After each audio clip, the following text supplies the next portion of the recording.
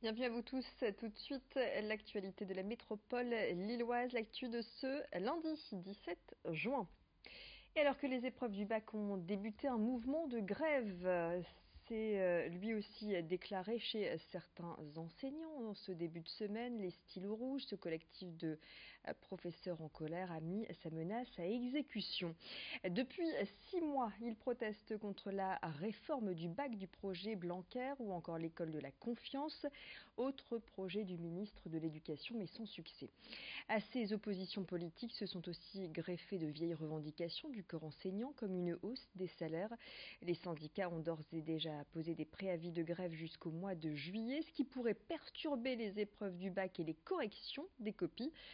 Si l'épreuve de ce matin n'a pas été perturbée, c'est parce que le ministère de l'Éducation a convoqué 30% d'effectifs supplémentaires pour pallier les éventuelles absences de professeurs surveillants.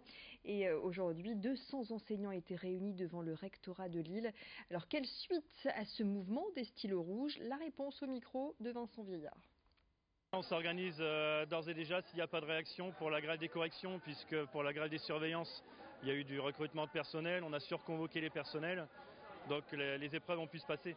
Par contre, pour la correction, ça sera une autre paire de manches si vraiment le taux de grévistes est suffisant. Ils ne vont pas pouvoir recruter n'importe qui pour corriger. Donc là, c'était vraiment, on a voulu frapper un coup. Libre au ministère de nous mépriser encore ou d'entrer dans des négociations. Et à ce moment-là, on avisera pour la suite. Voilà les épreuves du baccalauréat qui ont débuté donc ce matin, début des épreuves écrites pour 40 000 candidats dans le Nord et dans le Pas-de-Calais. Ce sont 300 centres d'examen au total qui sont mobilisés. Et comme chaque année, c'est l'épreuve de philo qui a donné le coup d'envoi des examens. Avec ces questions, à quoi bon expliquer une œuvre d'art? La pluralité des cultures fait-elle obstacle à l'unité du genre humain? Ou encore le travail divise-t-il les hommes? À quoi bon expliquer une œuvre d'art? Un sujet décortiqué en quelques secondes avec Saïda Bassen, professeure de philosophie à Villeneuve-d'Ascq, qui était ce matin sur notre plateau. Est-ce qu'on a la nécessité de devoir expliquer l'œuvre d'art?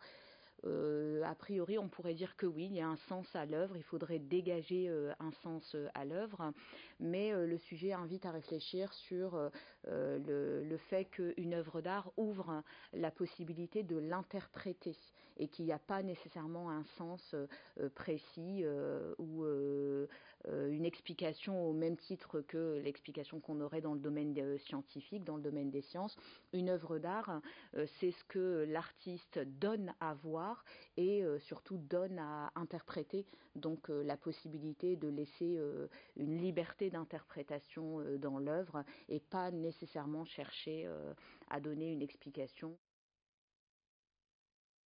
L'AFPI, l'Association pour la formation professionnelle dans l'industrie, organise des portes ouvertes tous les mois. Et le prochain rendez-vous, ce sera mercredi, porte ouverte dans les différents centres de formation de cette association à Marc-en-Barœul, à Saint-Martin-Boulogne, à Dunkerque, Hénin-Beaumont et Valenciennes. En ce mois de juin, c'est la dernière ligne droite pour les lycéens et étudiants du CAP au bac+3 pour s'inscrire à une formation en alternance dans les métiers de l'industrie et du tertiaire. Alors cette journée porte ouverte sera l'occasion de se renseigner sur les nouvelles formations proposées par l'AFPI. 500 postes en alternance seront à pourvoir dès la rentrée dans le Nord et dans le Pas-de-Calais. Les explications sur les nouvelles formations de la rentrée, explications de Luc Florent, directeur de l'apprentissage à l'AFPI. Notre cœur de métier principal, nous, c'est l'industrie. Et principalement les métiers de l'usinage, de la chaudronnerie, de l'électricité, etc. Mais depuis cette année, on est ouvert sur d'autres métiers également. Donc on a ouvert des formations en tertiaire, donc des BTS assistant gestion de PME par exemple, ou assistant manager. Et surtout, on ouvre des formations niveau bac+3. Donc à partir de la rentrée, on ouvre des choses en robotique, en maintenance, en RSE, responsabilité sociale des entreprises. Bref, on a une diversité de formation plus importante qu'avant cette année. À la porte ouverte à l'AFPI de Marc-en-Barœul, notamment ce mercredi de 14h à 17h. Les femmes de l'Île-Moulin se bougent pour animer le quartier. La preuve avec l'exemple de ces 3 mamans. Elles ont entre 35 et 45 ans. Jiane, Van et Amel ont décidé de se mobiliser pour renforcer les animations de proximité à destination prioritairement des femmes. Pour cela, elles organisent des événements shopping et bien-être. C'était le cas hier au centre social Marcel Bertrand où une quarantaine d'exposants et 500 personnes étaient réunies autour de stands de prêt-à-porter et d'esthétique sur fond de danse traditionnelle vietnamienne et de défilés de mode africain. Face au succès de cette première édition, Jiane, Van et Amel organisent déjà un autre événement de ce type pour la rentrée. Très active, elles souhaitent pérenniser ce type de rendez-vous et encourager d'autres femmes à créer leur micro-entreprise. Elles appellent chacune d'entre elles à les rejoindre dans leur démarche de redynamisation du quartier Moulin. Je suis du quartier Moulin, rue Georges Jaurès, et j'habite dans un quartier très défavorisé.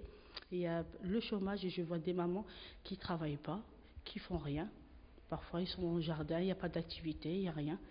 Et ça me fait mal au cœur parce que j'aime bien autant une maman qui est active avec 4 enfants, j'aime bien que les mamans ils bougent, ils voient à l'extérieur qu'est-ce qui se passe pour l'intégration. Et même ils sont livrés à eux-mêmes. Ils cherchent, ils demandent est-ce qu'il y a un truc, si on fait quelque chose et tout ça. Et on aimerait bien pour partir loin avec Van et Jiane. Avec les beaux jours qui reviennent, le brûlage à l'air libre des déchets verts fait son grand retour et la direction régionale de l'environnement et de l'aménagement du logement, la DREAL, tire la sonnette d'alarme. Elle rappelle que cette pratique est interdite par la loi, elle est même dangereuse et très polluante. Des infractions peuvent être constatées par la mairie. Brûler 50 kg de déchets végétaux émet autant de particules que 14 000 km parcourus avec une voiture essence récente. Alors comment se débarrasser de ces déchets verts? Quelles sont les alternatives? On en reparle dans le prochain flash avec le chargé de la qualité de l'air dans les Hauts-de-France à la DREAL. Ce sera dans le flash régional, c'est-à-dire dans le prochain quart d'heure. D'ici là, vous retrouvez tout de suite les prévisions météo, la tendance plutôt au beau fixe de ces prochaines heures dans la métropole lilloise. Excellent moment à vous tous.